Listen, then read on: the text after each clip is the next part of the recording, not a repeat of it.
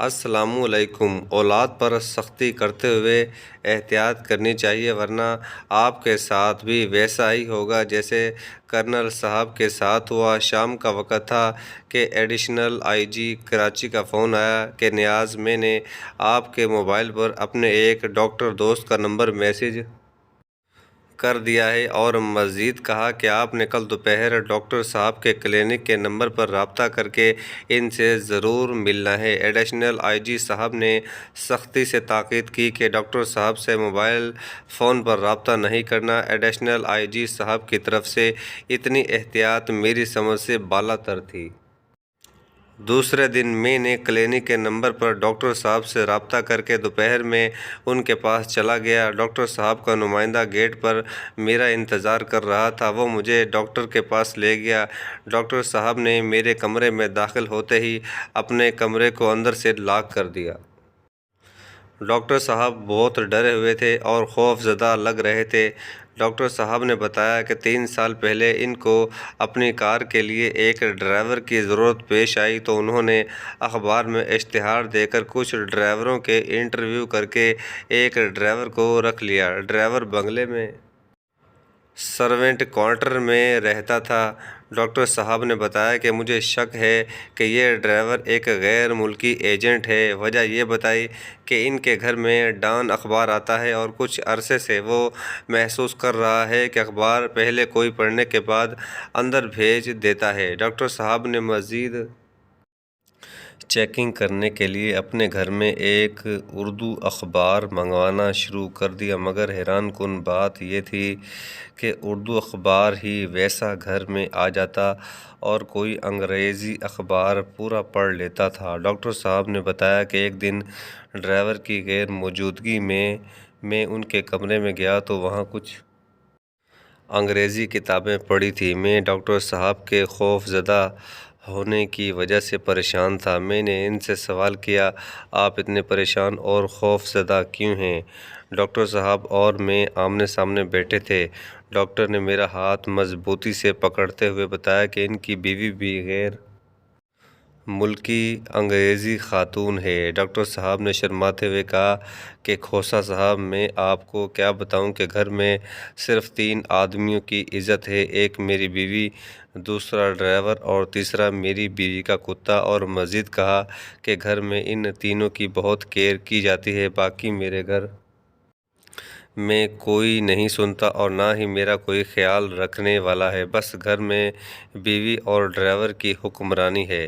Doctor صاحب کے خوف زدہ ہونے کی وجہ یہ تھی کہ ان کی بیوی کو پتہ چل گیا تھا کہ اس نے ڈرائیور کی شکایت کی ہے تو وہ اس کی زندگی کا آخری دن ہوگا۔ میں ساری بات سمجھ چکا تھا۔ ڈاکٹر صاحب گھر میں بہت مشکل میں تھے اور یہ پولیس کیس نہیں تھا، اسی لیے کچھ کرنے سے پہلے ایڈیشنل آئی جی سے بات کرنا ضروری تھا۔ اسی لیے میں دوسرے دن گھر سے نکلتے ہی سی پی او میں ایڈیشنل آئی جی صاحب سے ملنے چلا گیا اور ان کو ساری حقیقت بتا کر کہا کہ ڈاکٹر صاحب کے حالات ان کے کنٹرول سے باہر ہیں۔ دوسرا یہ کہ ڈاکٹر صاحب ایک شریف اور بزدل آدمی ہیں۔ تیسرا یہ کہ پولیس کیس نہیں ہے، مگر ڈرائیور کا انگریزی اخبار اور انگریزی کتابیں پڑھنا بہت حیرت انگیز ہے اور ڈرائیور کو چیک کرنا لازمی ہے۔ آئی جی صاحب نے کہا کہ آپ ڈرائیور کو پک کروائیں۔ میں نے ان کو بتایا کہ ڈاکٹر صاحب اپنی بیوی کی وجہ سے ڈرائیور کو پک کروانے میں ہماری مدد کرنے سے قاصر ہیں، اس لیے ڈرائیور کو غیر روایتی طور پر پک کرنا ہوگا۔ میں نے آئی جی صاحب کو کہا کہ وہ ڈاکٹر سے بات کر کے ڈرائیور کی تصاویر اور کار کے کوائف کے ساتھ کار کی تصاویر ارینج کروائے۔ 2-3 دن بعد ڈاکٹر صاحب ڈرائیور اور کار کی تصاویر دینے دفتر آئے۔ میں نے انسپکٹر سجاد علی کو بلا کر تصویریں ان کے حوالے کرتے ہوئے کہا کہ ڈرائیور کو پک کرنا ہے۔ جب یہ اکیلا گھر سے نکلے اور ڈاکٹر صاحب کو کہا کہ آپ میرے آفیسر کو اپنا گھر دکھا دیں، باقی ڈرائیور کو ہم پک کروا لیں گے۔ انسپکٹر سجاد علی نے 2 ہفتے کی نگرانی کے بعد ڈرائیور کو پک کرا لیا اور ڈاکٹر کی کار روڈ پارک کر کے ایس ایچ او فیروز آباد کو اطلاع کر دی۔ میں نے ایس ایچ او فیروز آباد کو دفتر بلوا کر بتایا کہ ڈرائیور ہمارے پاس ہے، کار آپ اپنے تھانے لے جائیں۔ اور ایس ایچ او کے سامنے ایس ایس پی کو بھی فون کر کے اعتماد میں لے لیا۔ میری پوسٹنگ سی آئی اے میں تھی۔ تھانے کا ایس ایچ او ضلعی ایس ایچ پی کے کمانڈ میں ہوتا ہے، اسی لیے ایس ایس پی سے بات کرنا ضروری ہے۔ یہ تدابیر اسی لیے کی جا رہی تھی کہ ڈاکٹر کی انگریز بیوی نے ڈرائیور کی گمشدگی پر شور کرنا تھا۔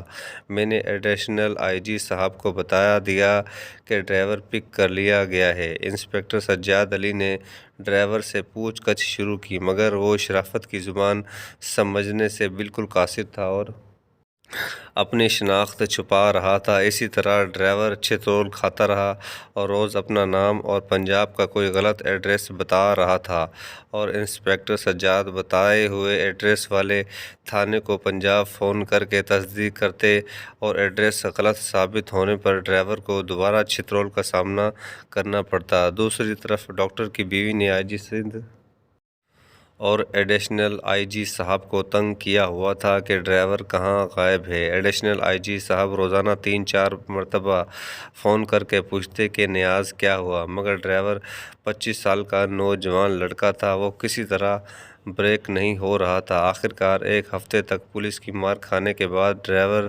لڑکا راستے پر آ گیا، اور اس دن تقریباً دوپہر 3 بجے میں جب دفتر پہنچا تو انسپکٹر سجاد اسے میرے پاس لے آیا اور بتایا کہ سر، ڈرائیور لڑکا اب سچ بولنے لگا ہے، آپ ذرا سن لیں۔ لڑکے نے بتایا کہ وہ ایک بریگیڈیئر کا بیٹا ہے اور آرمی میں سیکنڈ لیفٹیننٹ تھا، اور ایم پی اے کاکول میں زیر تربیت تھا۔ کاکول میں دوران تربیت اس کی کارکردگی اچھی نہیں تھی۔ کاکول کے کمانڈر نے میرے والد کو شکایتی خط لکھا کہ آپ کا بیٹا تربیت میں دلچسپی نہیں رکھتا۔ میرے والد اس وقت کرنل تھے۔ وہ بہت غصہ ہوئے اور سختی کی کہ اگر کاکول اکیڈمی میں تم فیل ہو گئے تو گھر مت آنا۔ اکیڈمی میں امتحان میں فیل ہوا اور سامان کے ساتھ اسے راولپنڈی ریلوے اسٹیشن چھوڑا گیا۔ لڑکے نے سامان ریلوے اسٹیشن پر چھوڑا اور بجائے گھر جانے کے کراچی جانے والی ٹرین میں سوار ہوا۔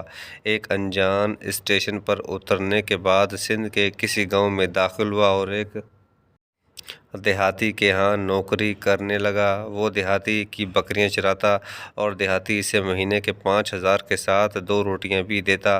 دیہاتی حیران ہوا کہ ریوڑ میں روزانہ 1 بکری کا اضافہ ہو رہا ہے۔ بعد میں پتہ چلا کہ کسی اور کے ریوڑ کی بکریاں اس کے ریوڑ میں شامل ہو گئیں۔ جب مالکان اپنی بکریوں کی شناخت کر کے واپس لے گئے تو دیہاتی پر بکریوں کی چوری کا الزام عائد کر دیا۔ دیہاتی نے کرنل کے بیٹے کو آدھی تنخواہ دے کر فارغ کیا۔ وہ کراچی روانہ ہوا۔ کراچی میں کچھ سالوں تک ادھر ادھر نوکری کرتا رہا۔ پچھلے 3 سالوں سے ڈاکٹر کے پاس تھا۔ میں نے لڑکے سے کہا کہ کتنے سالوں سے گھر نہیں گئے؟ لڑکے نے بتایا کہ پچھلے 8 سالوں سے گھر نہیں گیا۔ میرے پوچھنے پر وہ گھر والوں سے اور اپنے کسی جاننے والے سے رابطے میں نہیں۔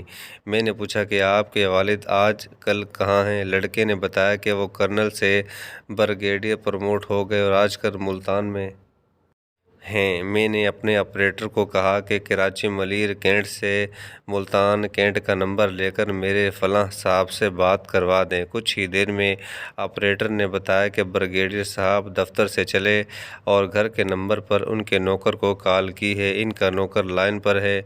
دوسری طرف فون پر ایک بچہ بول رہا تھا۔ میں نے کہا کہ میری بریگیڈیئر صاحب سے بات کروا دیں۔ بچے نے بتایا کہ آج رات شب برات ہے اور صاحب ساری رات جاگتے ہیں، اسی لیے وہ آرام کر رہے ہیں۔ میں نے بچے سے کہا کہ میری بیگم صاحبہ سے بات کروا دیں۔ بچہ مجھے فون ہولڈ کروا کے چلا گیا۔ تھوڑی دیر بعد خاتون نے فون پر مجھے السلام علیکم کہا۔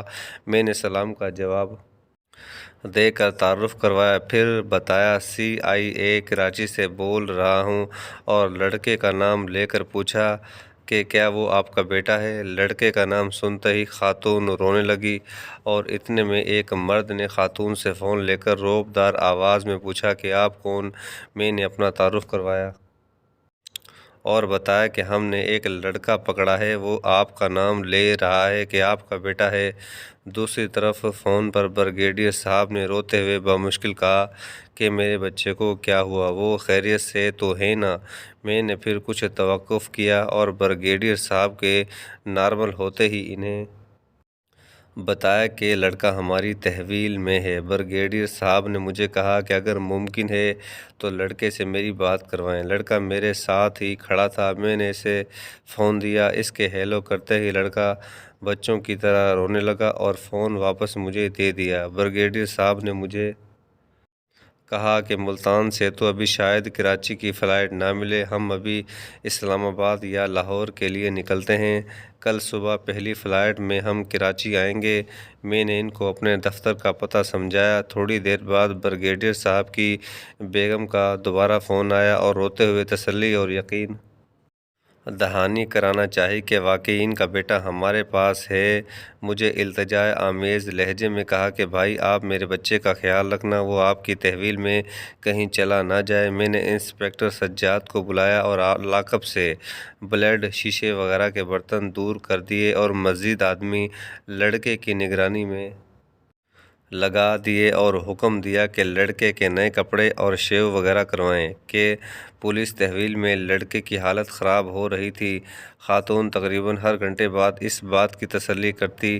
رات 9 بجے کے بعد فون آنا بند ہوئے۔ شاید بریگیڈیئر صاحب نے منع کر دیا کہ ان کو برا نہ لگے، اسی لیے بار بار مت پوچھو۔ دوسرے دن میں صبح میٹنگ کے سلسلے میں سی پی او چلا گیا اور 2 بجے دوپہر کو اردلی پرویز کیانی نے جیپ کا دروازہ کھولتے ہی بتایا کہ سر آپ سے کچھ لوگ ملنے کے لیے ملتان سے آئے ہیں۔ میں جیسے ہی دفتر میں آیا تو بریگیڈیئر صاحب اور ان کی بیگم سامنے کھڑے تھے۔ سلام کا جواب دیا، ہاتھ ملایا، باوجود کوشش کے اپنے آنسو نہیں روک رہے تھے۔ میں نے پوچھا کہ آپ لڑکے سے ملاقات کر چکے ہیں؟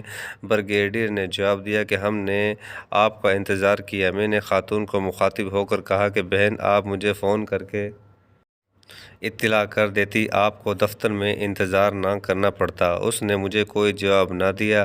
میں نے اردلی پرویز کیانی کو کہا کہ انسپکٹر سجاد کو کہے کہ وہ لڑکے کو لے آئے۔ خاتون نے پوچھا کہ بھائی میرا بیٹا آپ کے پاس ہے نا؟ میں نے جواب دیا کہ آپ 2 منٹ صبر کریں، وہ آپ کے سامنے آ جائے گا۔ کچھ دیر بعد سجاد علی کمرے میں داخل ہوا اور پیچھے اس کا بیٹا داخل ہوا۔ دونوں دھاڑیں مار کر لڑکے سے لپٹ گئے۔ اسی اثنا میں دفتر سے باہر آ گیا اور سجاد علی کو بھی اپنے ساتھ لے آیا، اس لیے کہ ماں باپ کو اپنا غبار نکالنے کے لیے ٹائم مل سکے۔ تھوڑی دیر بعد جب کمرے میں خاموشی ہوئی تو میں اندر چلا گیا۔ لڑکے کے والد والدہ کے آنسو اس طرح نکل رہے تھے کہ رکنے کا نام نہیں لے رہے تھے۔ میرے ایک سوال کے جواب میں بریگیڈیئر صاحب نے بتایا کہ گزشتہ 8 سالوں میں ہم نے سکھ کا سانس نہیں لیا، کوئی پیر فقیر نہیں چھوڑا، بس اللہ پاک کو ہمارے حال پر رحم آیا اور کل آپ کا فون آ گیا۔ اسی اثنا میں اسی وقت ایڈیشنل آئی جی صاحب کو فون کر کے ساری صورتحال سے آگاہ کیا اور بتایا کہ میں نے لڑکے کو بریگیڈیئر صاحب کے حوالے کر دیا ہے۔ ایڈیشنل آئی جی صاحب نے کہا کہ نیاز ذرا رک جاؤ، ڈاکٹر کی بیوی ہمارا خون پی گئی ہے، میں اس کو آپ کے پاس بھیج رہا ہوں۔ لڑکے کو آپ کے حوالگی کا پروسیس مکمل کرتے ہی ڈاکٹر صاحب کی بیوی میرے دفتر آئی۔ جب اس کو صورتحال کا پتہ چلا تو 2 لاکھ کا لڑکے کی طرف قرضہ نکال کر بیٹھ گئی۔ بریگیڈیئر صاحب ادائیگی کے لیے تیار ہو گئے۔ خاتون نے یو ٹرن لیا اور کہنے لگی میں پیسے نہیں لوں گی، لڑکا نوکری کر کے قرض اتارے۔ میں نے بریگیڈیئر صاحب سے کہا کہ آپ فون کر کے واپسی کا ٹکٹ کروا لیں، ڈاکٹر کی بیوی کی کون سنتا ہے، اگر اس نے قرضہ وصول کرنا ہے تو سول کورٹ میں کیس کر دے۔ ڈاکٹر صاحب کی بیوی نے جاتے وقت آنسو پوچھتے ہوئے مجھ سے وعدہ لیا کہ بھائی آپ نے میرے بیٹے کی شادی میں ضرور شرکت کرنی ہے، آپ سے گزارش ہے کہ ہمارے چینل کو لائک، شیئر اور سبسکرائب کیجیے۔ آخر میں کمنٹ باکس میں ایک دفعہ درود پاک ضرور لکھیے۔ شکریہ۔